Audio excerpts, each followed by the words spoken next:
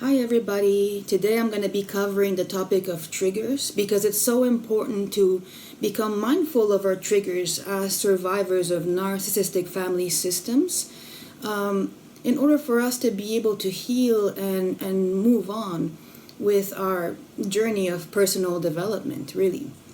But before I tackle triggers, I'm just going to give you a quick summary of what your emotions are and what your feelings are so that you can understand your triggers a little bit better.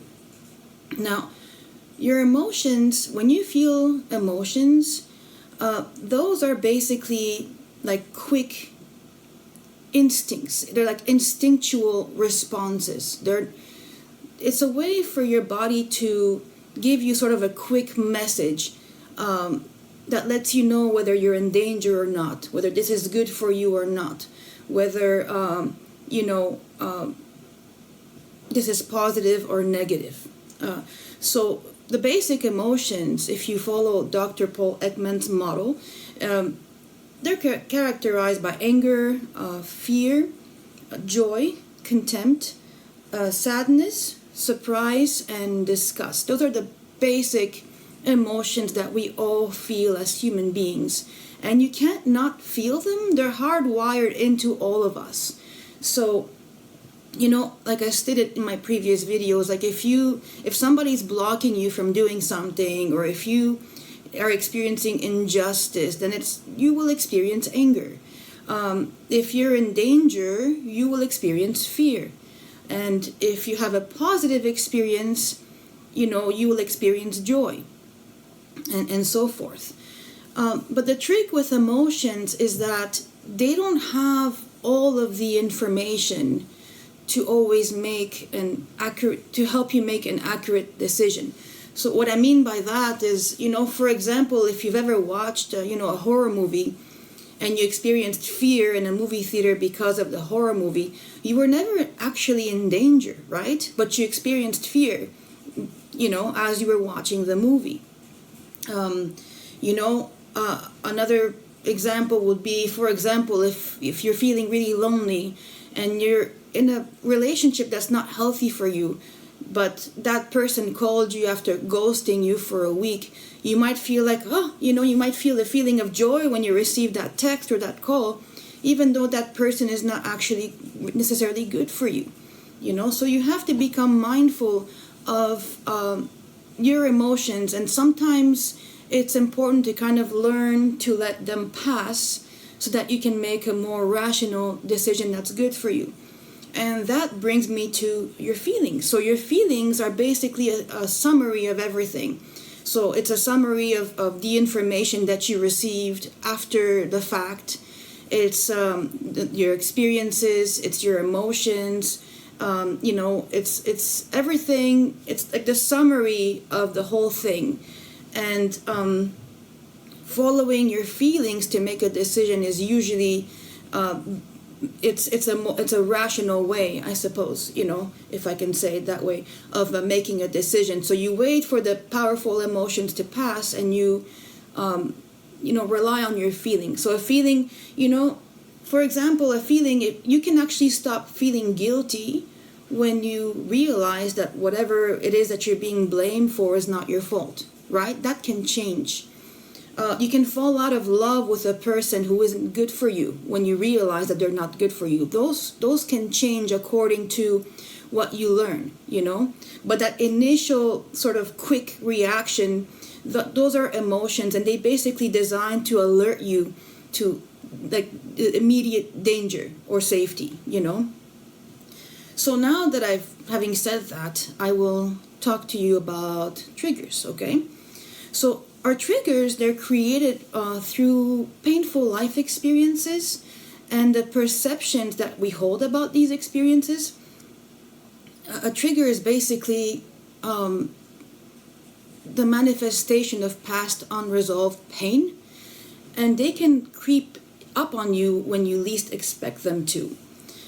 Being triggered, it means that you're suddenly re-experiencing the emotional sensations of a past traumatic event. It's as if a past event is happening all over again, and we project that onto our immediate environment. All it takes is a subtle reminder. It could be like a sound, it could be a song, it could be a word, a topic. I'll share with you, for example, my face. I don't know how many of you look like your narcissistic parent, but I know that when I make these videos sometimes and I look at my own face can be triggering to me because I have similar traits to my narcissistic mother, for example. That can be a trigger, A smile can be a trigger. I talked about this in previous videos as well. When my narcissistic mother would degrade me, she would invalidate, degrade, emotionally abuse. She often would have this superior sort of smile on her face. Like when I would tell her, when I would cry, she would have this smile and accuse me of faking my emotions and faking whatever it was that I was experiencing at the time. And so over time, a person's smile could be, a certain kind of smile would trigger me, even though it was a reminder of the past situation, but that didn't mean that the person's smile was necessarily that they had ill intentions towards me. That was a trigger. So the triggers will affect our emotional responses, even if we don't remember what no longer caused them. That's the thing about triggers, something might have happened to you when you were young and you forgot about that experience, and yet within your subconscious that experience still remains there.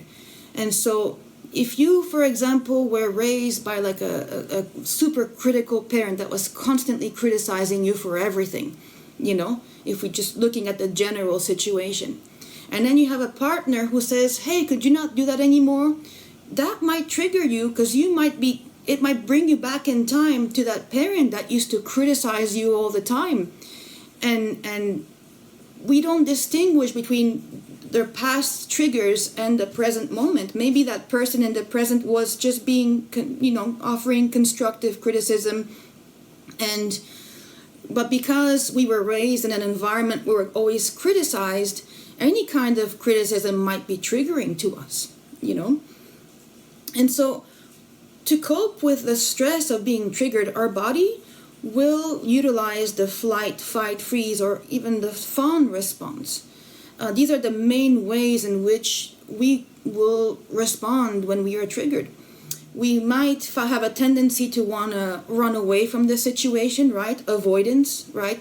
Avoidance, disappointing people, or avoidance, of a possible argument, or avoiding, any type of avoidance, right? You may also have a tendency to want to fight, so, attack the situation head on.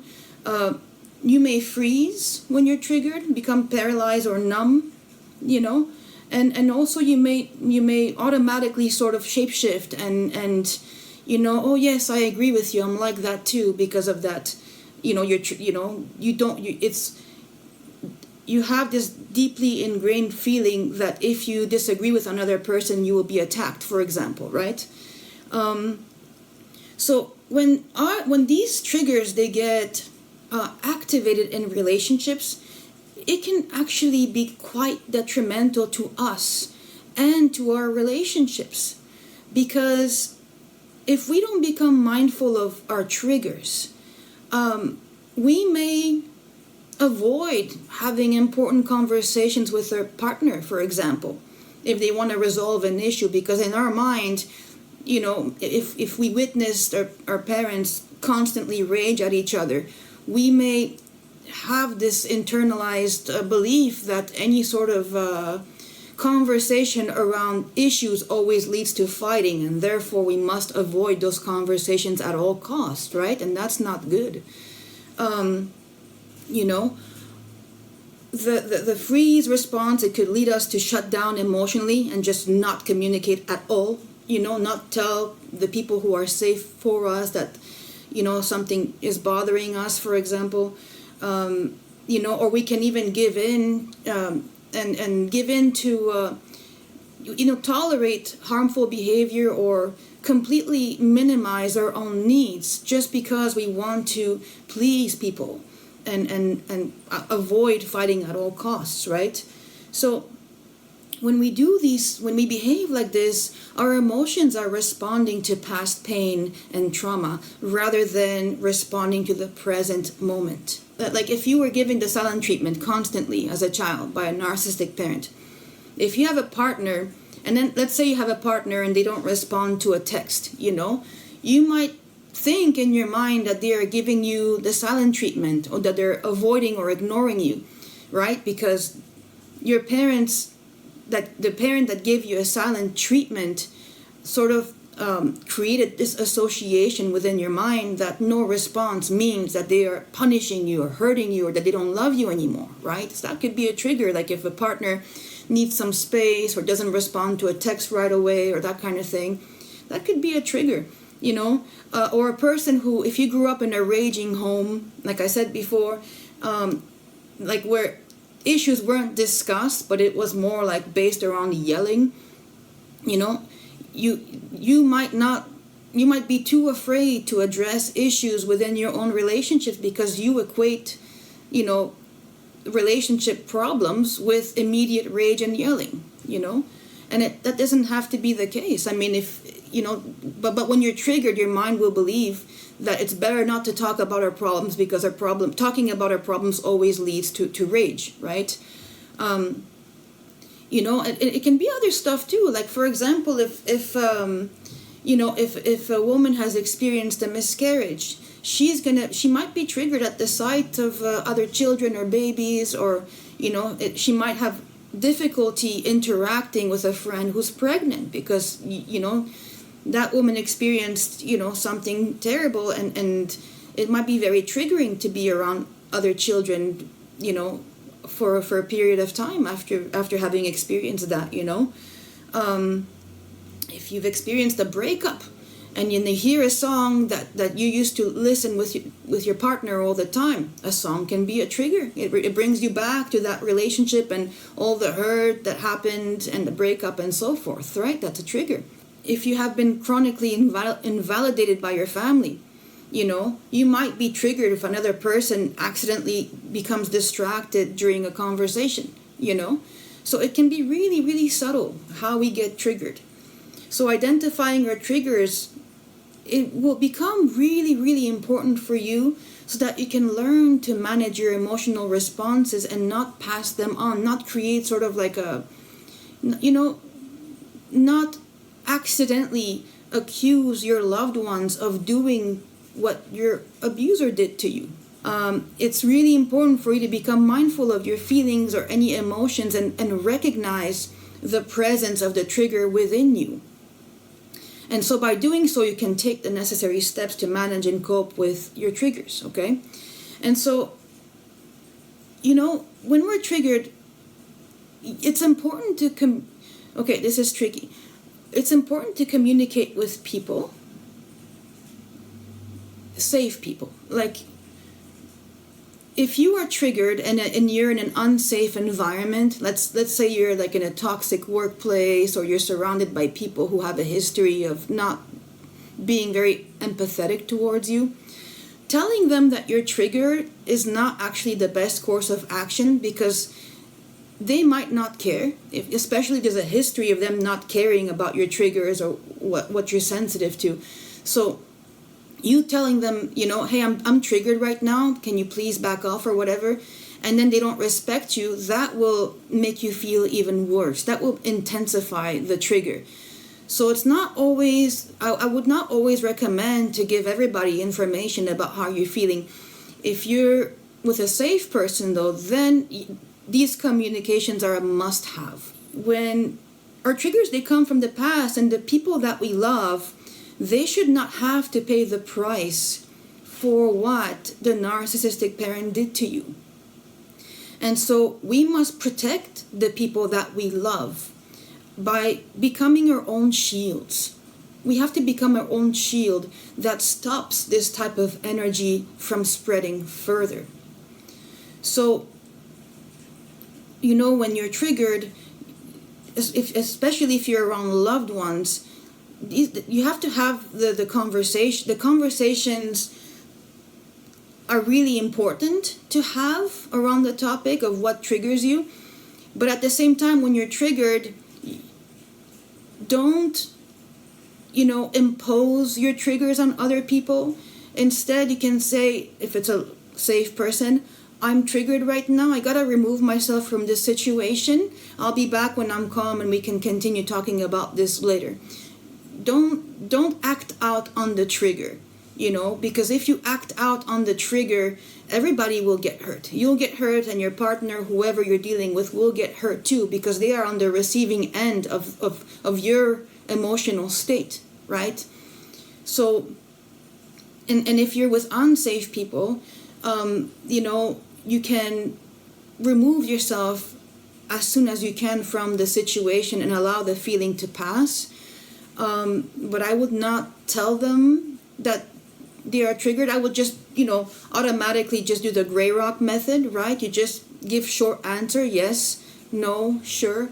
Don't give them any information about your feelings. Just gray rock, stoic, remove yourself from the situation as soon as you can, and then, process. So having said that, there are signs that will indicate that you're triggered. Like if you're in a safe environment, and if you look around and you say, okay, I'm among safe people right now, maybe this is a trigger.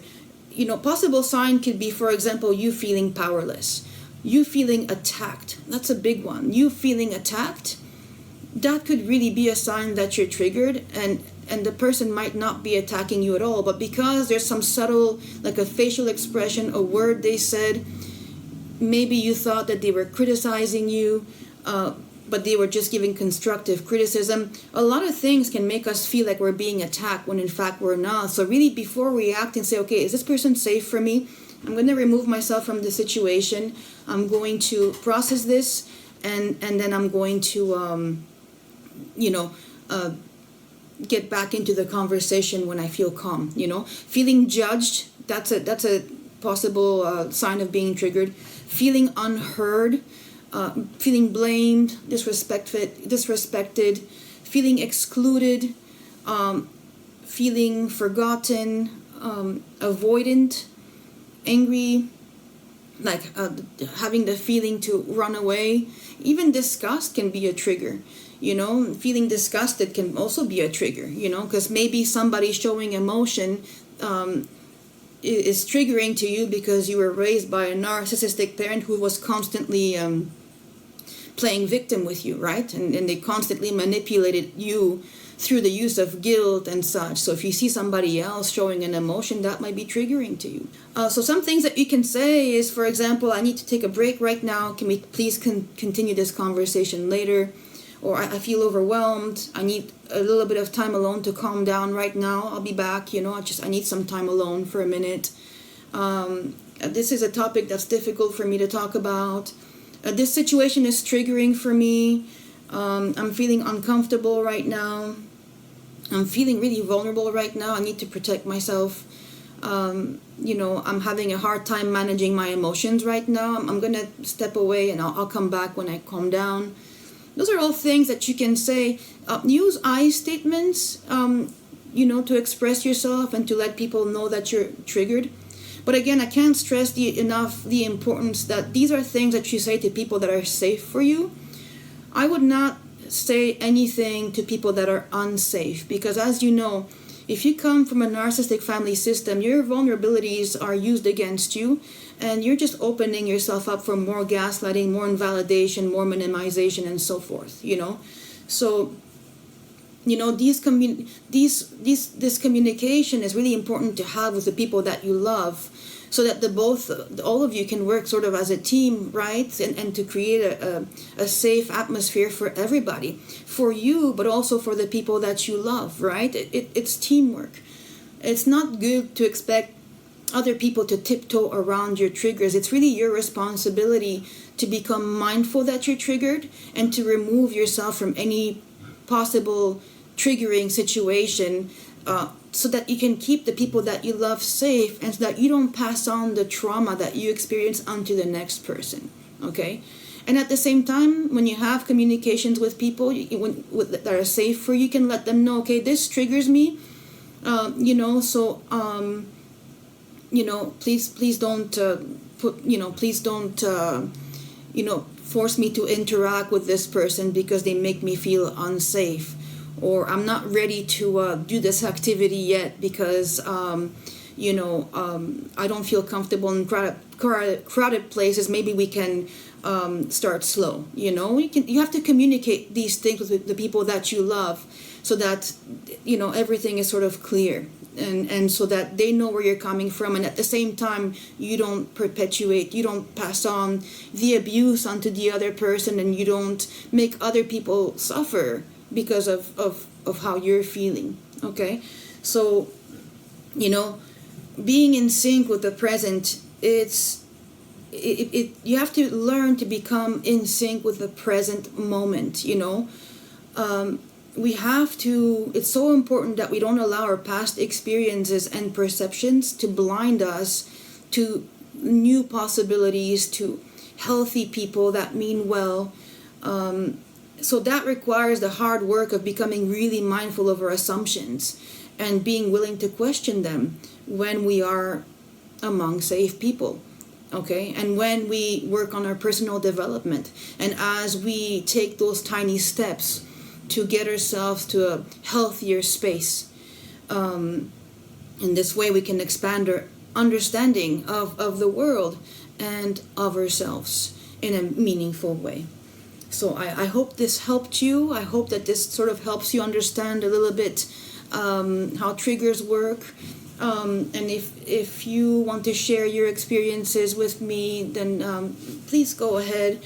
And listen, always remember, I love myself, I trust myself, and baby steps towards healing, guys. It takes baby steps. It's baby step, but you can do this. You can do this.